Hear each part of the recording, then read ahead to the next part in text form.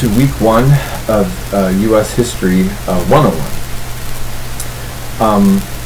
I want to say that I'm really excited to always teach this class. When I was in high school, I actually found history to be boring, and I especially found U.S. history to be boring. I have a lot of reasons for thinking that, which I won't go into detail right now, in terms of why I think that, so many are bored with U.S. history. And so, my expertise actually is in more Middle East history. And I'm kind of late in the game in terms of actually being converted and won over to just how dynamic and interesting U.S. history is. And I'm looking forward to helping convert all of you into that kind of love and excitement. But the love and excitement also is riddled with a lot of moral, ethical, intellectual dilemmas that I think really help make clear why we are having so much problems with our culture and politics today over issues such as race. What I want to do is that I pay attention a lot to the political scene. And I try not to, in a classroom, I am very political in my opinions, but I try to make this classroom not be about a pulpit for me to shove an opinion down your throat, but to merely help break open for you the history that we have and help us maybe see how that actually kind of has set the stage or brought us to where we're at, and why people take conservative or radical positions for or against things that we think America stands for. Many times it's what we think, it's not what we know, and that's one of the things that I want to change. What I'd like to see happen is in this class, that you get a strong opinion about the country you live in, but an informed one. So that way, whatever you're going to believe in your life, you at least are actually really you put a lot of thought into it, which, to be honest, I don't think many people have. And that might be an arrogant thing to say, but when I listen to a lot of discourse that take place from many different sides, it's clear that they really haven't really studied U.S. history, or they think that they have. So what I wanted to do is set this class up more or less as a discussion.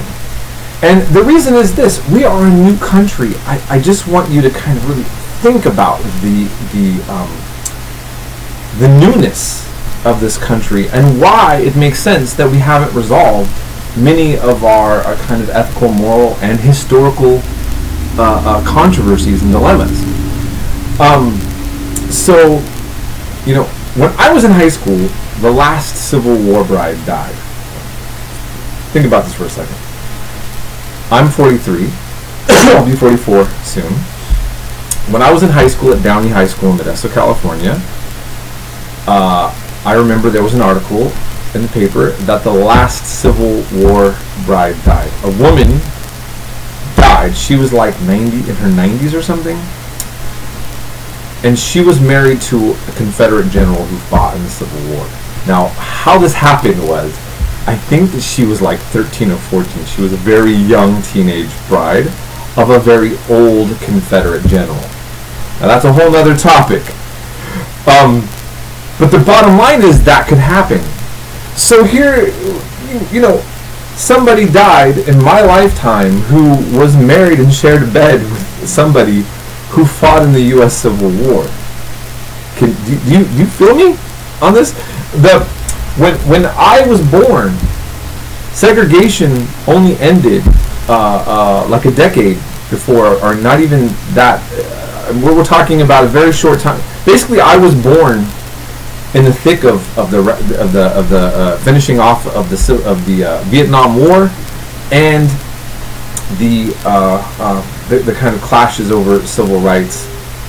Now, it makes sense then that the issues of race and of what the Civil War was over, and all these kind of things aren't fully resolved. We are an extremely new country, and yet we are the world's really only massive military superpower that really no other nation compares to us in terms of the bases around the world and all of that. So here we are. We're kind of the new Rome, if you, so to speak. This global empire, at least in terms of military strength and reach, maybe not colonizing the entire world. And that in my lifetime, a woman died who was married to a man that fought in the U.S. Civil War. So soak that in. Now, so we're going to cover this. We're going to cover a lot about the Civil War. We're going to about what it means, what it meant.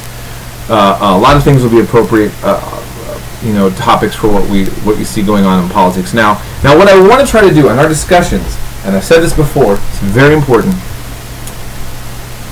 I believe in free speech, but we also have to have decorum or respect. I think as Americans we have a hard time understanding what that means. Now, in terms of what we can do in America or not on the streets, that's a whole other topic. This is my classroom.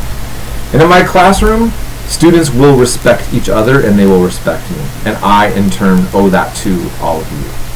So we are obviously having very controversial topics. Obviously we have a president that has generated a lot of controversy, whether you are for him or against him. And so you have the freedom to say those things, but I really want to really stress to you that I will tolerate a wide range of views. But as soon as somebody starts saying things that attacks people individually or is just completely insensitive, I will delete your comment and I will discuss with you about reposting it. And the issue is not going to be even whether or not I agree or disagree with you. It is the way that you talk to someone. I've only had to do this a few times, and this isn't something based, the person that I one time talked to actually had a lot of opinions that were similar to mine. They clearly said something that was rude and insulting to many other fellow students, and they didn't even actually realize it. So I talked to that student, and then they apologized. I didn't ask them to, but they apologized to the rest of the students on the chat board. So I'm going to be working with that in that way, okay? In terms of the textbooks and what you need to have, I highly recommend the textbook. It's required, but you can probably get away without that the most out of the books if you were really having a budget issue.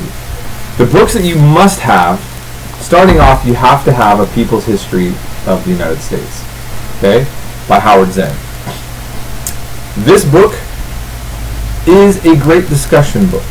This is what we will be basing our discussions on, many of them. You do not have to agree with this book. In fact, many of my students do not, or some are quite at odds with Howard Zinn. Howard Zinn, okay, so let me just explain the background. I'll kind of out the author of this. He was a leftist, meaning, if you understand this politics, he was very critical of the United States and our legacy. He was a veteran himself in the U.S. War, honorably so. But he ended up taking a very critical approach to U.S. history. Some really feel he went too far. The reason why I actually use this book, despite the fact that I say I'm trying not to cram a particular point of view down your throat, is that even my conservative students who have read this book and said, "Oh man, I wish he would," to take odds with it. It's just the best book for just generating discussions. And I found that even many of my conservative students have actually told me the same. I haven't found a book that's an equivalent to this that would be a little, more in between different political points of view. So this is a book for you to engage with the topic. You're not required to buy into it by any means. That's what the whole discussions are going to be about. Now, what I've told students in the past, I found a book that was meant by a conservative author to try to counterbalance the People's History. It's called A Patriot's History of the United States. I do not require or necessarily recommend the book, but you can use this if you want to find it. You can find them for relatively cheap. I bought this for $8 used. Okay. Well, by the way, Howard Zen you can get almost anywhere and online. It's important. I'd like you to get the get the newer one if you can, the 1999 edition. But in any case, oops, sorry, I lost my screen for a second. I think there's even an online copy. What's important is that you're able to just make sure that you can follow the topics with everybody else. Okay, so this is easy to get. The bookstore I did order some for the bookstore, but these are easy to get. Okay, this book also, A Patriot's History of the United States, is a book that tried to kind of counterbalance the left. This is the right wing or conservative interpretation of history. But what I found is that this book isn't really the equivalent to this one. And while there's many things in here that I actually like or find interesting as well, it just doesn't work in the same kind of it's not the equivalent.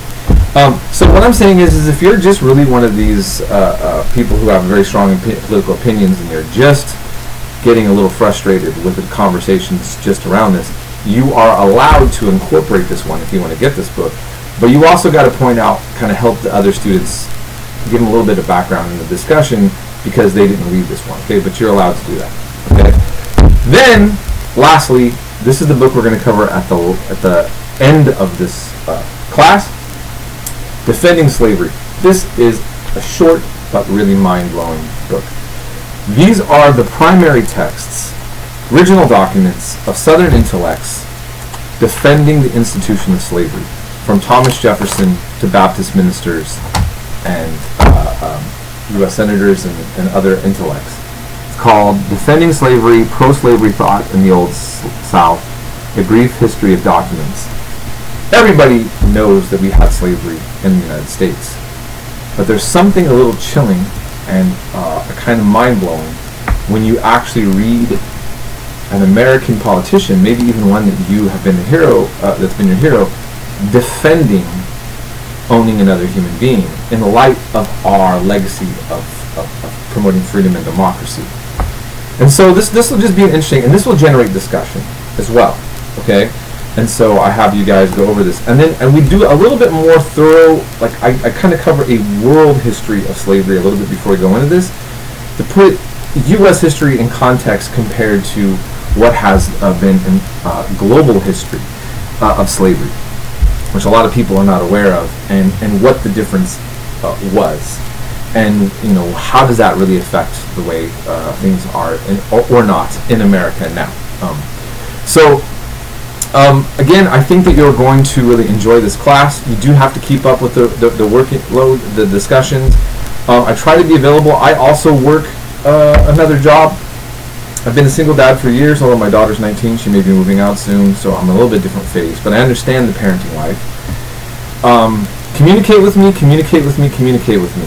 I'm going to drop any of you who are not participating this first week immediately, okay? Because I have a lot of people who want this class, and I'm not going to be able to add many people this semester. So I want to create space for other people who want to actually do the class. So if you are falling behind or you have some issues, call me right away, and then we can discuss whether or not this is something we can work out or not, okay? All right, that's it. I hope you're having a good week, and we'll be in touch, and let's start the class.